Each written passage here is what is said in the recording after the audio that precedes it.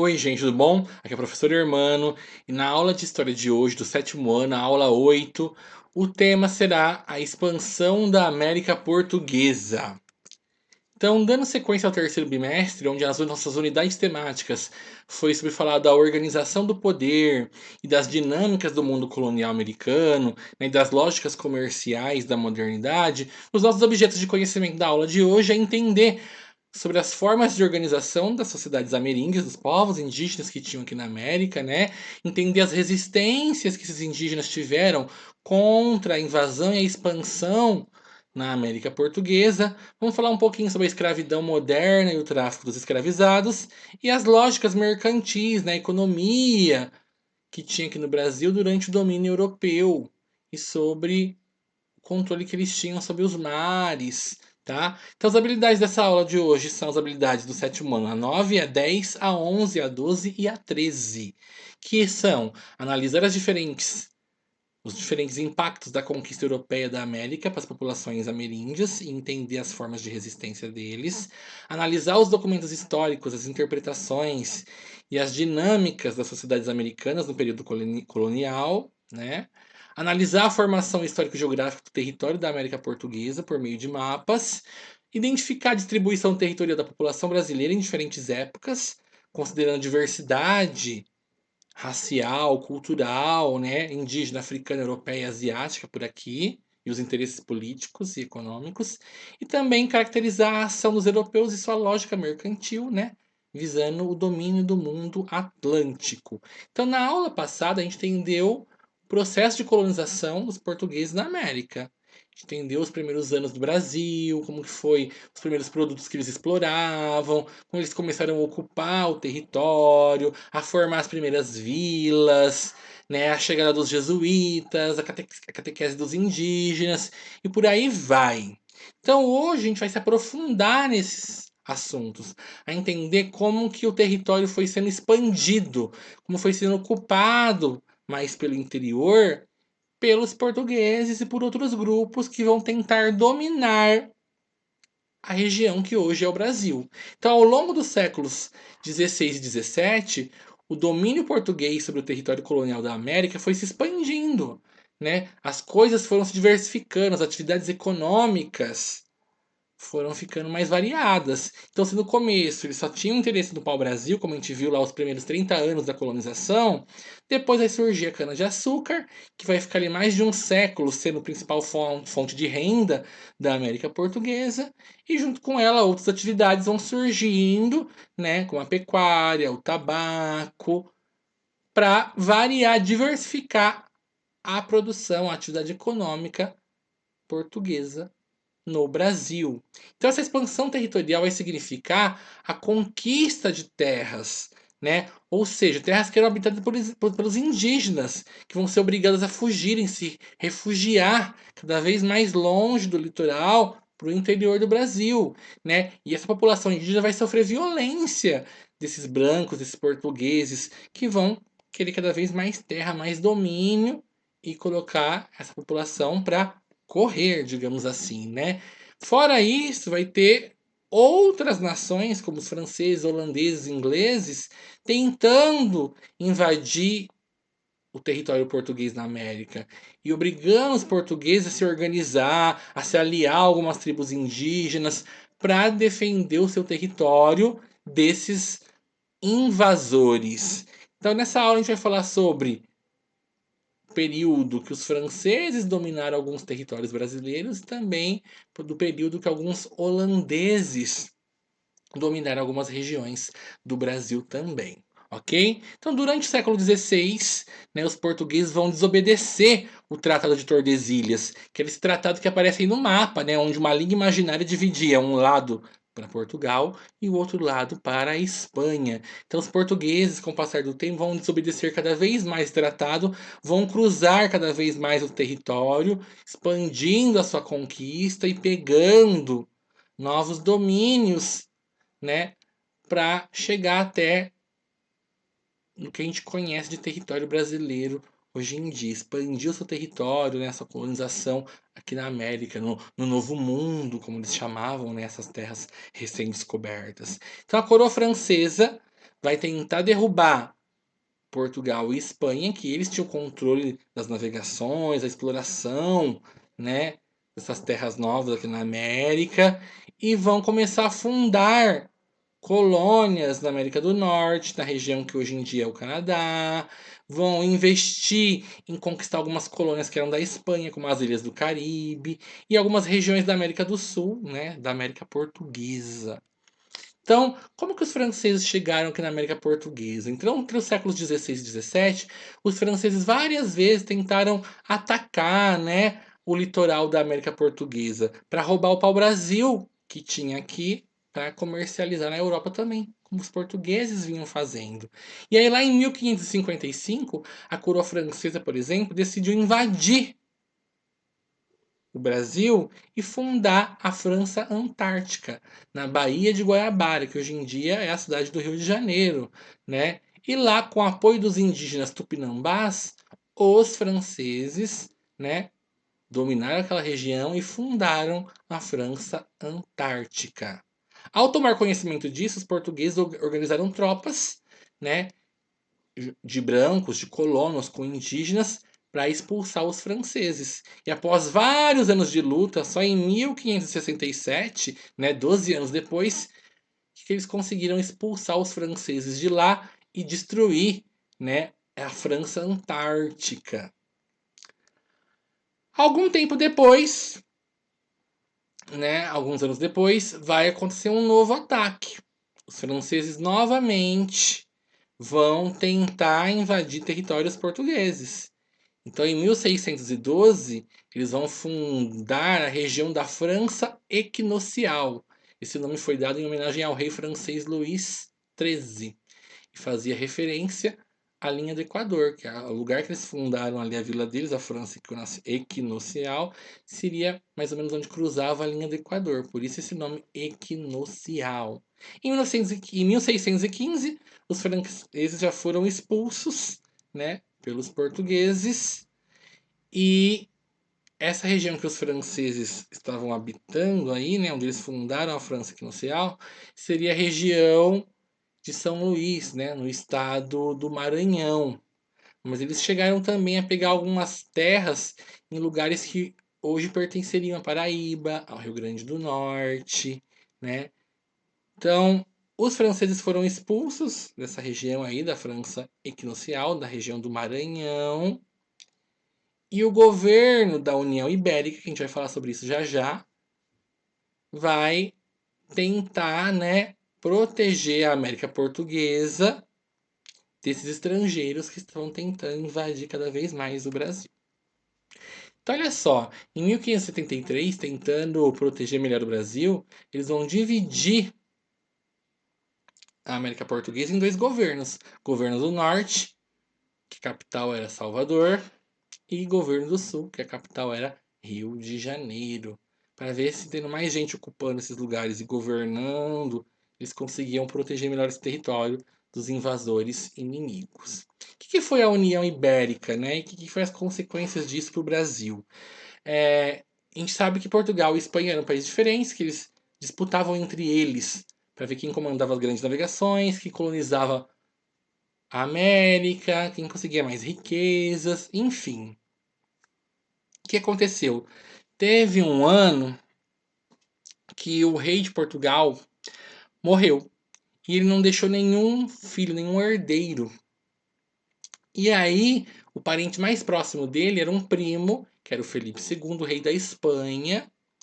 E aí então, ele herdou o trono de Portugal. E aí ele uniu Portugal e Espanha, formando a União Ibérica. Então, com essa União Ibérica, né, o rei espanhol torna-se rei português também.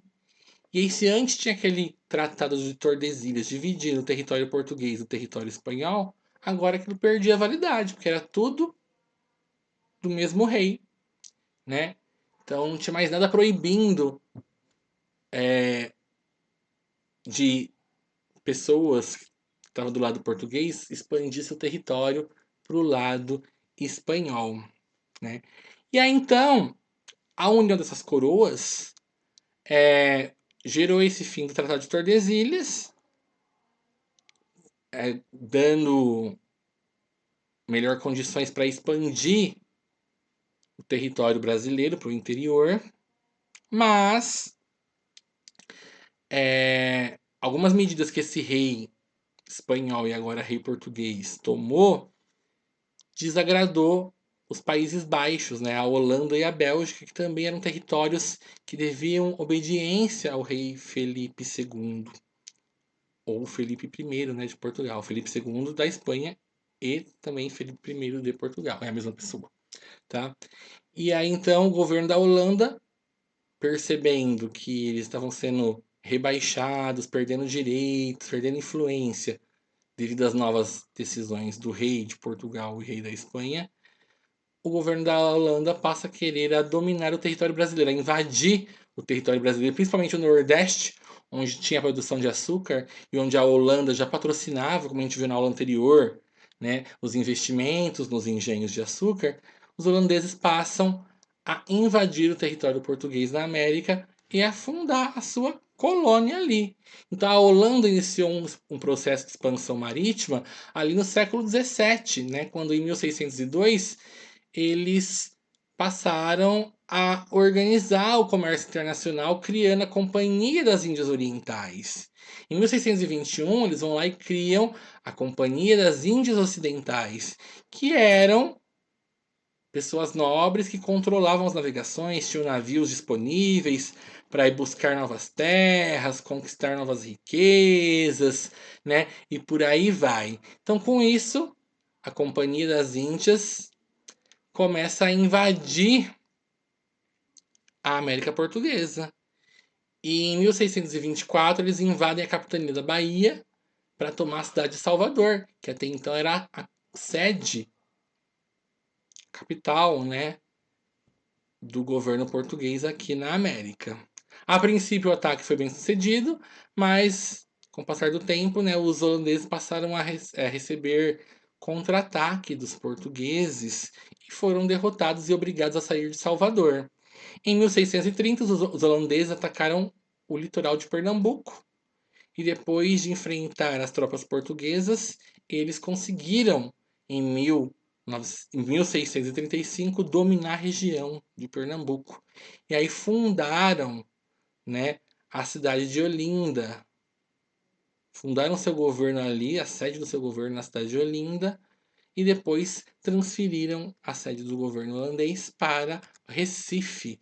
Então, esse período que os holandeses vão controlar a capitania de Pernambuco vai trazer muitas novidades para a época. Sobre o governo do João Maurício de Nassau, Recife vai ganhar áreas de cidade europeia, com construções, prédios, praças, tudo no estilo europeu, né? E os holandeses, eles, quando dominaram a região de Pernambuco, eles respeitaram as pessoas que já moravam lá, eles deixaram as pessoas cultuar a religião que eles já tinham, eles permitiram o culto a outras religiões, eles trouxeram o calvinismo, uma religião protestante, começaram a levar esses ensinamentos para a população que estava lá, né? Mas respeitavam ainda os que eram católicos. Então, assim, foi um momento de tolerância religiosa, tolerância cultural e de desenvolvimento naquela região. Então, nesse mapa aqui, a gente consegue ver as regiões que estão em verde e as cidades que foram dominadas no litoral pelos holandeses no século XVII. Então, desde Fortaleza, né, a Bahia ali, como Natal, Frederica, Olinda, Recife, Penedo, São Cristóvão, Salvador, vão ser territórios dominados pelos holandeses. Mas tudo que começa tem um fim, né? E com a aclamação de Dom João IV, Portugal recuperou sua independência, não era mais um reino unido à Espanha, e aí o reino português passa, né, a investir em grupos para tentar reconquistar esses territórios que tinham sido dominados pelos holandeses. E aí, então, os holandeses vão ficar no Nordeste do Brasil até 1654. Mas com a saída do Maurício de Nassau do governo holandês, né, no Nordeste em 1644, aquela boa convivência de respeito aos portugueses que já estavam ali, aos donos de engenho, né, que existia, vai começar a desmoronar.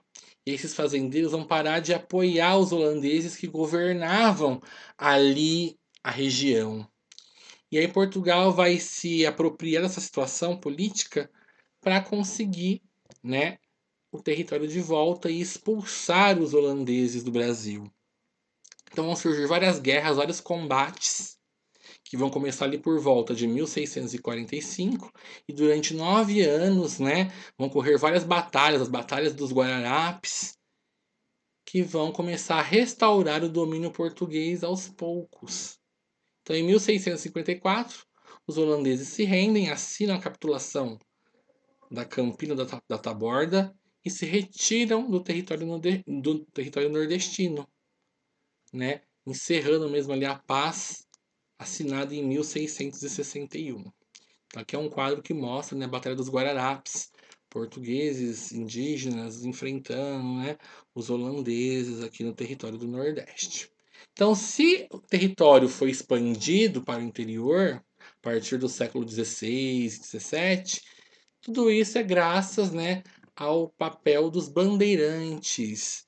Então, os bandeirantes, eles eram os responsáveis por saírem nas matas procurando índios para escravizarem, né, para venderem como escravos. Fora isso, também teve a pecuária, então a criação de bois, para não ficar os bois ali perto da plantação, destruir a cana-de-açúcar, as coisas que eles plantavam, eles tinham que procurar lugares mais no interior para fazer pastagens e criar bois.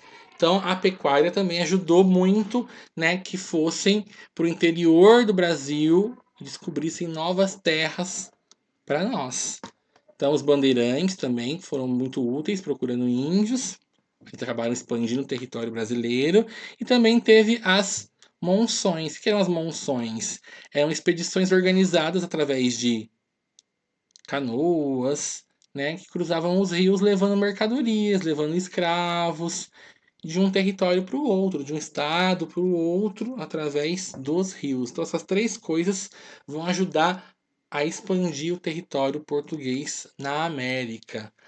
Então, a pecuária, né, como eu disse, teve um papel muito grande, a criação de bois, né, para produzir couro, para produzir o charque, né, aquela carne salgada e seca ao sol, né, obrigou, como a gente consegue observar no mapa, né, a buscarem novos territórios para expandir a pecuária.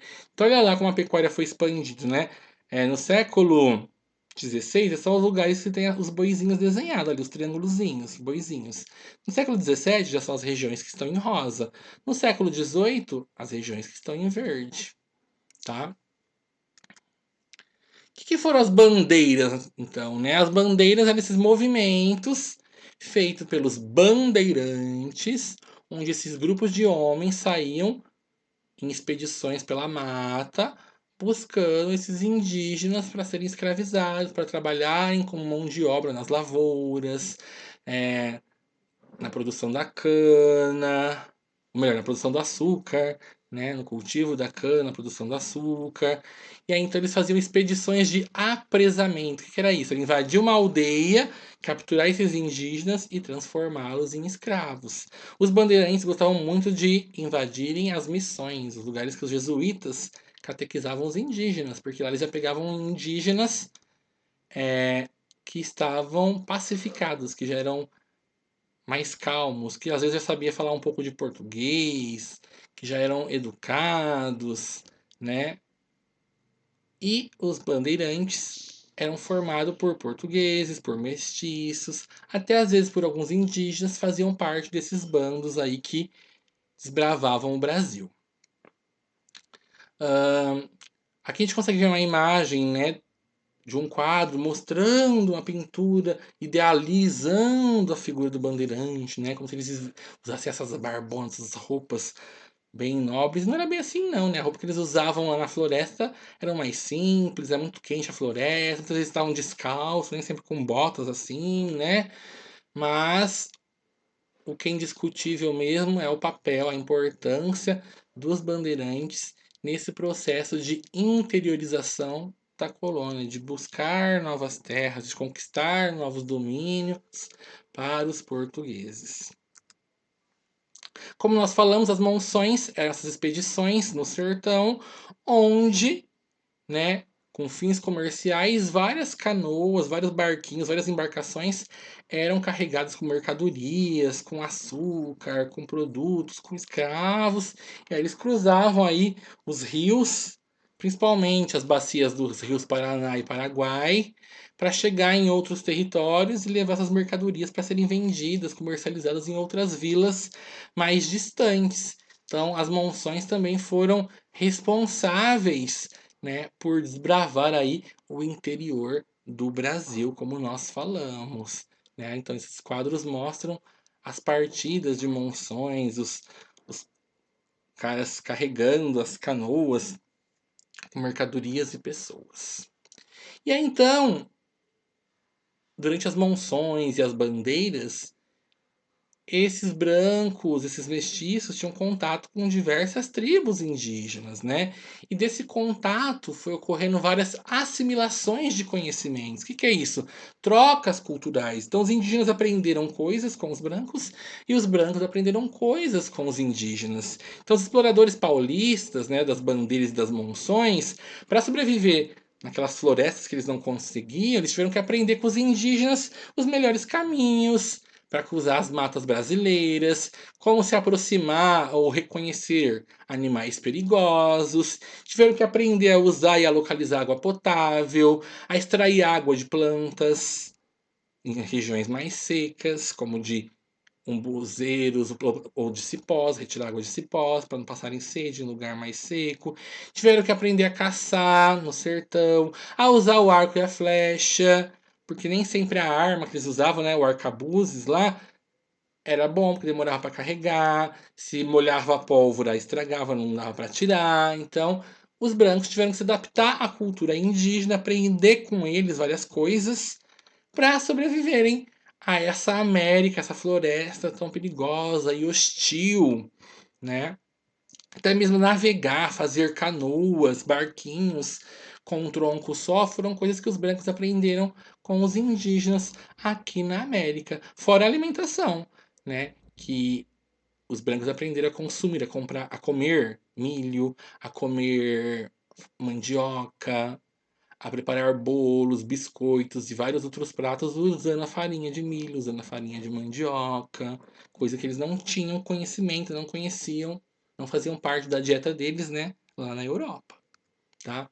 Então, eu espero que com essa videoaula vocês tenham aprendido um pouquinho sobre como que o território brasileiro foi expandido pelos portugueses, sobre então o domínio francês e holandês do nosso território, a troca cultural dos brancos com os indígenas e ficamos então por aqui. Até a nossa próxima videoaula.